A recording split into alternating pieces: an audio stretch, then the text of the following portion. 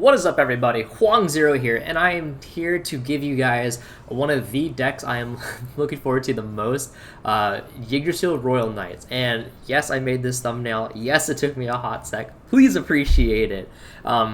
But nonetheless, this is one of the decks that did very, very well in the Japanese formats. It is a deck that has, contested Shine Greymon during its dominance. It's a really powerful deck. I'm so excited to showcase this to you guys, to show you my personal Yggdrasil list. And yeah, it's a little bit expensive, but that is the cost of power is what I'm going to go with as I scream, as I max rarity this deck. So without further ado, let's get started.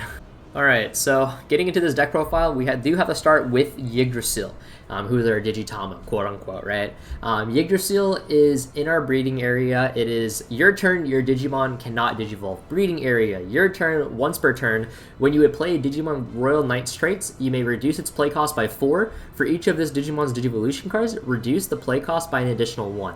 Breeding area, starting your main phase. Reveal the top card of your Digi-Egg deck. Place that card and all of your Digimon Royal Knight traits underneath this Digimon at the bottom of its source.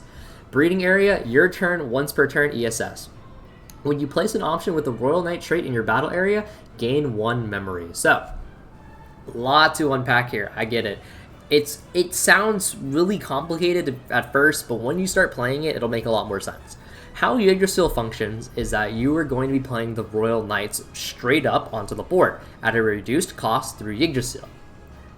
At the start of every turn, Yggdrasil will absorb another copy of itself, including the very first turn that you hatch the Yggdrasil, mind you, because that is your turn once per turn, and start of your main phase, right? But it'll suck a copy of itself at the start of its main phase, and it'll suck every copy of Royal Knights on your board.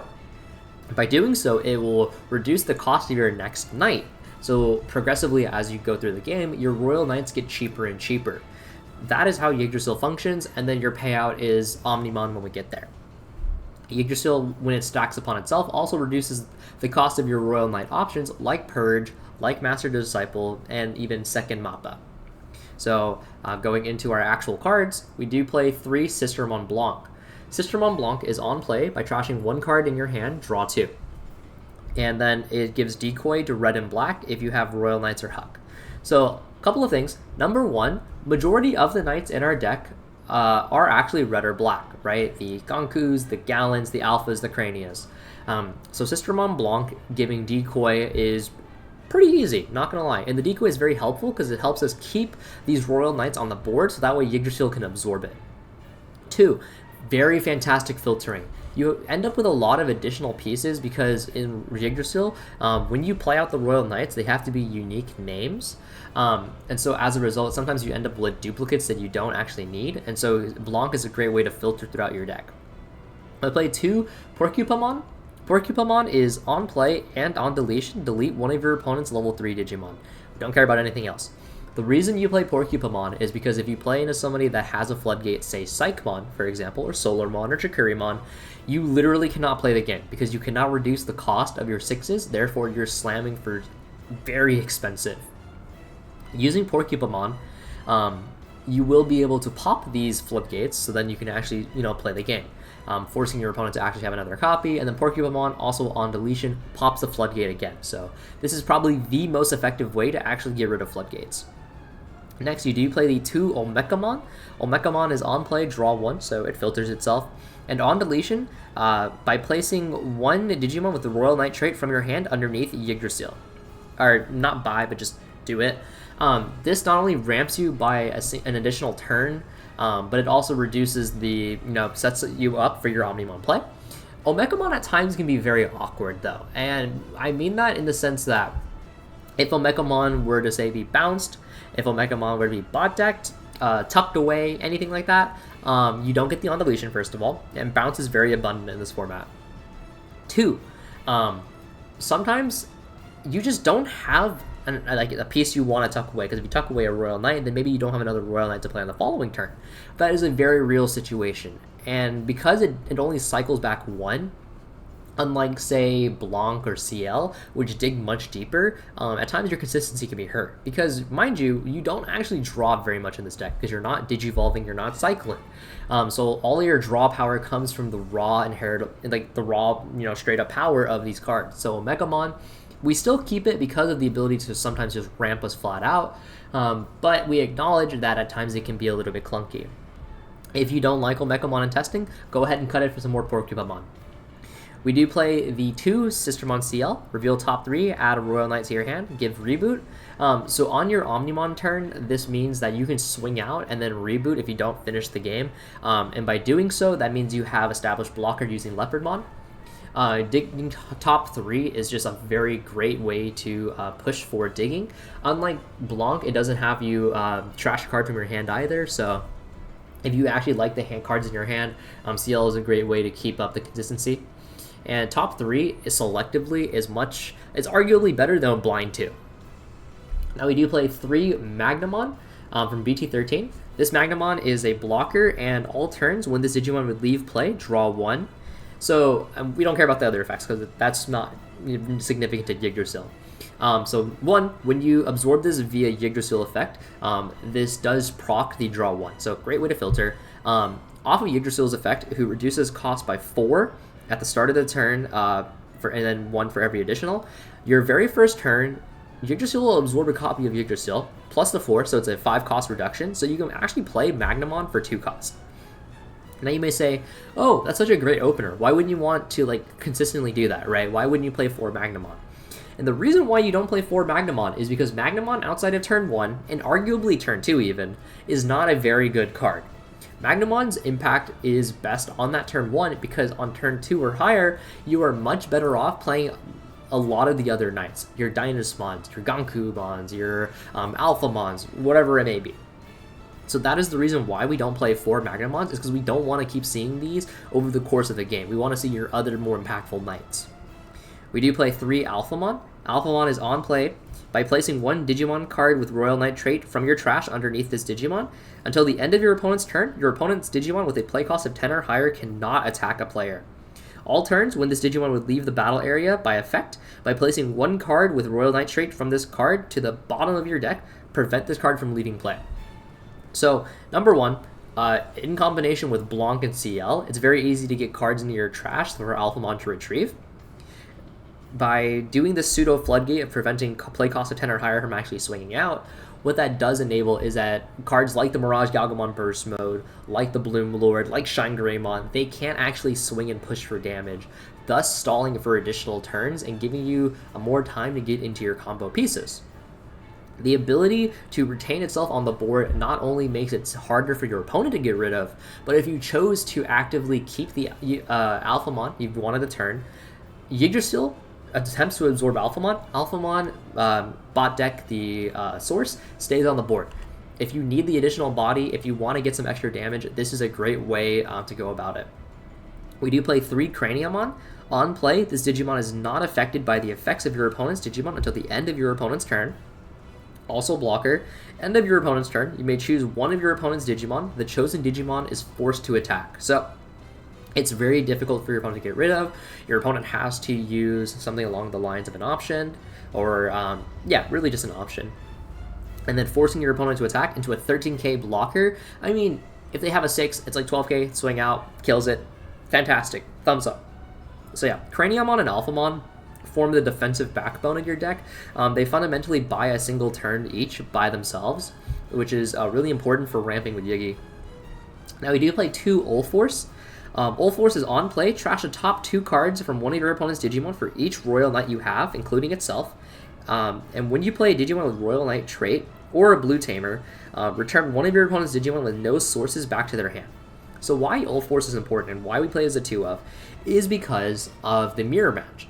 If your opponent has a Digimon with no sources, obviously they're Royal Knights, they hard played, then you can play your Ulforce in response, and the Ulforce will bounce back the Royal Knight, thus putting them behind 1 Yiggy turn. So Ulforce is really impactful in the mirror, and it also comes up in matchups like Belphemon, where they go for the Rage Mode turn, and that's it. They go for the Rage Mode turn, nothing else happens. Then you can bounce back the Rage Mode, and assuming they don't go back into the Sleep Mode, right? If you're playing a Bloom Lord and Bloom Lord has a board, there's like a bunch of smaller bodies. You can bounce back some of these smaller bodies, make it a little bit more awkward for them. Things like that. We do play 3 Leopardmon. Leopardmon is main effect. You may play 1 Royal Knight from your hand, reducing the play cost by 4. All turns when you play Digimon, all of your Digimon Royal Knight give blocker until the end of your opponent's turn. So off your Omnimon combo turn, it makes your entire board into a blocker, so insane defensive utility. Reduces the play cost by 4, so this is by far the best Royal Knight to play in combination with Purge, because you can Purge Leopard for free, and then Leopard can play your next Royal Knight at a reduced cost of 4 on top of Yggdrasil's 4 cost reduction. And yeah, this is just, in general, like a really insane card. I don't see a reason that you need to play any less than 3. You can arguably play 4 of this card, but realistically speaking, you only need to see the 1 copy of it, and you need to see it as your Purge target. You don't really want to play this card straight out onto the board. You could, like you very much so could, but it's not as great as like Dynasmon or Alphamon, right? And speaking of Dynasmon, you do play 4 Dynasmon. Dynasmon is on play, reveal top 4 cards of your deck, add 2 cards of Royal Knights to your hand, trash the rest. Your turn, when you play another Digimon with Royal Knight, delete all of your opponent's level 4 or lower Digimon. So, 1, pseudo low-end board clear. 2, this is probably the best way for you to actually filter through your deck, and because not only does it contribute towards your win condition, but it actually gets you some additional pieces. Dynasmon is going to be a 5 cost hard slam on turn 1. It is probably your best turn 1 play, even outside of Magnamon, to be honest with you, just because getting those additional pieces opens up more lines of play for you. Between Magnamon and Dynasmon, those are like generally your best turn 1 plays. I personally really like the Dynasmon play, and trashing cards does set you up for the Alphamon play. We do play 1 Lord Knightmon. On play, you may return 1 Royal Knight from your trash to your hand, so again, those two have direct synergy with one another. Opponent's turn, when an opponent's Digimon attacks, for each of your Digimon with the Royal Knight in play, gain a memory. So you have ways to cheat out the Lord Knightmon in combination with another body, thus making Lord Knightmon a pseudo Ice Wall in a sense. If you have the Lord Knightmon plus the Omnimon, when you do the Omnimon play, Lord Knightmon can just at times just take like 4 or 5 memory away from your opponent. It's a cute one-of. It contributes towards the unique names aspect of the deck. That's really about it. Otherwise, it's kind of low impact. You play 2 BT12 Gallantmon. It has Raid, and then when attacking, delete one of your opponent's Digimon with 6,000 DP or less. If no Digimon was deleted by the effect, track the top card of your opponent's security stack. So, number 1, with the Raid effect, it's another form of removal. If your opponent has a problematic stack that you need to get rid of, raiding into it with 12,000 DP will usually get the job done. Your Purge does give it Rush when you play it for by the effect, so you can immediately raid, and then you can trigger the when attacking as well, which will burn the top of their security on an Omnimon turn. Burning the additional security is effectively an additional body, as if you had it, and it also gives you some low-end removal as well if you really need it. This Gallantmon is very, very clutch when it comes down to using getting that extra damage down with Omnimon. And then you play the one of Jasmine. Again, on play, choose any number of your opponent's Digimon whose total DP adds up to 6,000 or less and delete them. For every other Digimon you have in play, add 2,000 to the amount. And then during both players' turns, your Digimon get plus 1,000 DP for every Digimon with Royal Knight in its trait. So, this Jasmine, great way to pop floodgates like the Psychmon, albeit you do have to pay the full 11 cost. Not only that, but with the Jasmine, it gives you additional DP across the board, making Shine Greymon's job a little bit harder. It's a unique name. Again, it's kind of falls in the same vein as Lord Knightmon, where it's one of the more low-impact knights. But unlike Jasmine, its master, Gankumon, is much, much better in this deck. Gankumon is on play. You may play 1 Digimon with Sistermon from your trash, or Royal Knight from underneath one of your Digimon in the breeding area, so Yggdrasil. And you cannot play Omni or Ganku with this effect. It's also a blocker. So Gankumon spits out a second body, so that way you can put some additional pressure, and it does trigger the on-play. So if you play, for example, Alphamon, if you play Craniumon, if you play Dynasmon, these are all high-value targets. Gankumon, by spinning out the additional body, gives you another way to just pressure your opponent's side of the board. It's also a blocker in of itself, so if you need a bit of a defensive backbone, Gankumon is really great in that aspect. Gankumon is, as a knight, is probably one of your better mid-game tempo plays, so I definitely would suggest 3 is a good number. I wouldn't play 4 because at times you just don't have really great targets, but 2 to 3 is a good number. And then we do play the 3 of the secret rare BT13 Gankumon. When you would play this card from your hand, if you do not have a Digimon in play, reduce the play cost by 2 for every 5 cards in both players' trash list, so it counts for both. It has Rush, and on play and when attacking, delete one of your opponent's Digimon with 6,000 DP or less. If no Digimon was deleted by this effect, delete one of your opponent's Digimon with 13,000 DP or more. So this Gankumon is insane, right? Number 1, it has Rush, so you can go ahead and immediately swing out the turn you play it. 2, it reduces its own play cost by its own effect, on top of Yggdrasil's reduction. So it's very easy to get this out for very, very cheap. 3, it removes any bodies between 6,000 DP and less and 13,000 or higher. That is a pretty solid threshold, especially when you have Digimon that are gaining DP on opponent's turn and stuff like that. Not only does this remove things, it's pressure, it's cheap, it's just very, very potent as a card. For anything in between the 7,000 to 12,000 range, that's where cards like Omnimon and Grid Gankumon come into play. We do play 1 copy of Kentorismon. Kentorismon is on play. If the total number of both players' security is 6 or less, gain 3 memory, and reveal 1 card from your hand. If that card is a yellow card, place it on top of your security stack. If not, return it back to hand. When attacking, once per turn, trash the top card of your security, unsuspend this Digimon, and one of your opponent's Digimon gets 7,000 minus 7,000 DP. So, a couple of things. Number 1, 6 or less security. That's not a lot to ask for, given the fact that Yggdrasil is like a ramp-up deck. It's building up, so at times your security is just going to get like beaten into, so you might be a low security via that. So, gain 3 memory, pretty good. It doesn't happen very, very often. When it does happen, it feels fantastic. 2, you play Magnamon. I guess if you want to heal Magnamon, you can put Marcus on top as well. That's nifty. But the thing about Kentorismon that's important is that A, it is a unique name, and it is a unique name that can swing twice. Especially in minus 7,000 DP, make bodies weaker so you can swing into it, kill weaker bodies, etc. Kentorismon being a unique name that can swing twice helps push for the Omnimon turns. And then we play one of EX3 Examon. The when Digivolving tech does not matter. The only thing that matters is all turns, once per turn, when this Digimon becomes suspended, unsuspend it and suspend one of your opponent's Digimon. Number 1, unique name. Number 2, swing at your opponent, security, for damage, unsuspend, tap their body, and then swing into their body. So it is damage plus board removal. Examon is probably the best Royal Knight actually doing this job. It is one of your better knights in combination with Purge, because you can purge the Examon into your Yggdrasil stack, and then you can go ahead and play it out on the following turn, and then do this play. And then finally, the big boss, the big payout, Omnimon.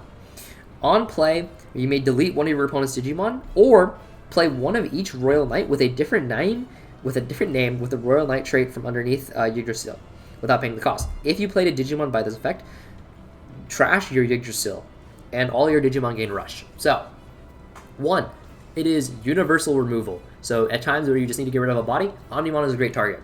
2, this is your payout. It will kill Yggdrasil, and by doing so, it'll summon all of the Royal Knights that you have amassed throughout the game. By doing so, you're going to get out like 4 to 5 bodies. These bodies can like multi-attack, they have burn, they do like all these other things. And you can swing out. With Leopardmon, it gives it everything blocker. Dynasmon is a low-end board wipe.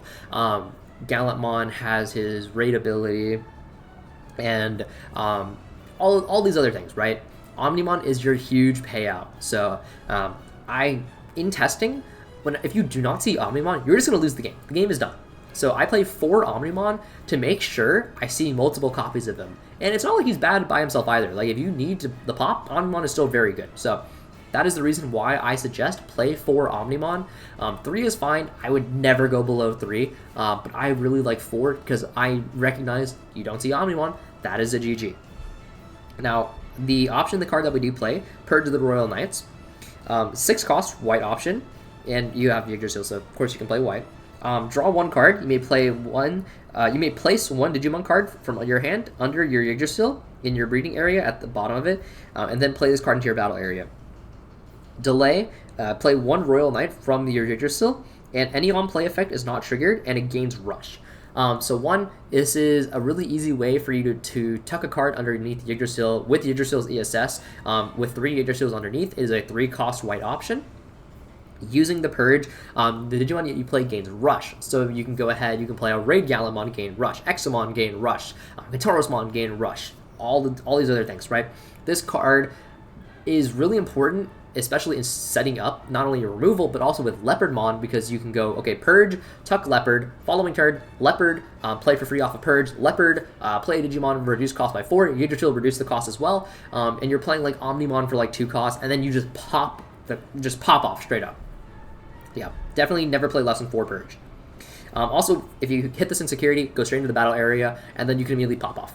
And then we play 3 Marcus. Marcus is a memory tamer. It's a 5-cost memory tamer, mind you, but it's a memory tamer. And when you play this tamer, you may tap it. When you tap it, minus 3,000 DP on one of your opponent's Digimon. This kills Floodgates. Like I mentioned before, if your opponent has the Psychmon, you have to get rid of it. You can't let that thing lie around. Hence why we play the 2 Porcupamon and 3 Marcus. So we have ways to actually go ahead and kill those Floodgates. And then you can cycle into it using like Blanc. You can change your Floodgate removal ratio. That's totally fine. Whatever works best for you. Like decks that can play Floodgates, Belphemon is a really bad matchup. That deck is going to be looking to play your Floodgates. You might find decks that are checking in the Shikuriamon, checking in the Solarmon just to get you, really. Pomamon can be annoying at times because then you can't use the Purge. And yeah, so that is the deck profile for Yggdrasil. I'll go ahead and do a very brief combo tutorial just to show you how the endgame looks. Alright, so we're going to go ahead and we're going to showcase some Yggdrasil combos. So we're going to go ahead, we're going to draw 5. This hand is decent. We can work with this hand. It's not like stellar, but like we can definitely play with this hand. So like let's say this is our hand, okay? Go ahead, start a turn. Yggdrasil effect. Gonna go ahead, absorb another copy of Yggdrasil. We're gonna play Magnamon for 2 costs because Yggdrasil is gonna reduce by 4 plus the 1, so it's a minus 5. So Magnamon, go ahead, play. Opponent does this thing. Say he doesn't clear Magnamon. Okay, start of our turn. We draw. Magnamon gets sucked up by Yggdrasil. I'm gonna play Yggdrasil on the bottom here just so it's easier. Magnamon, when it leaves, we draw an additional card.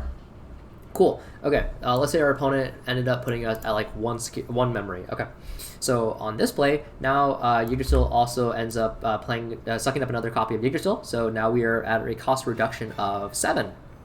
At a cost reduction of 7, we can go ahead and we can play Craniamon. Craniamon being 13 costs, with cost reduction of 7, that is going to head 6 costs, so we go to 5. Opponent tries, they don't really do anything. Craniamon, force attack, blah, blah, blah. Draw, Craniamon gets absorbed, another copy of Yggdrasil gets absorbed. And then that's basically just the general game flow. You're probably gonna like go Gallantmon, swing, pop, Gallimon, draws, absorb, and then you just go on about that.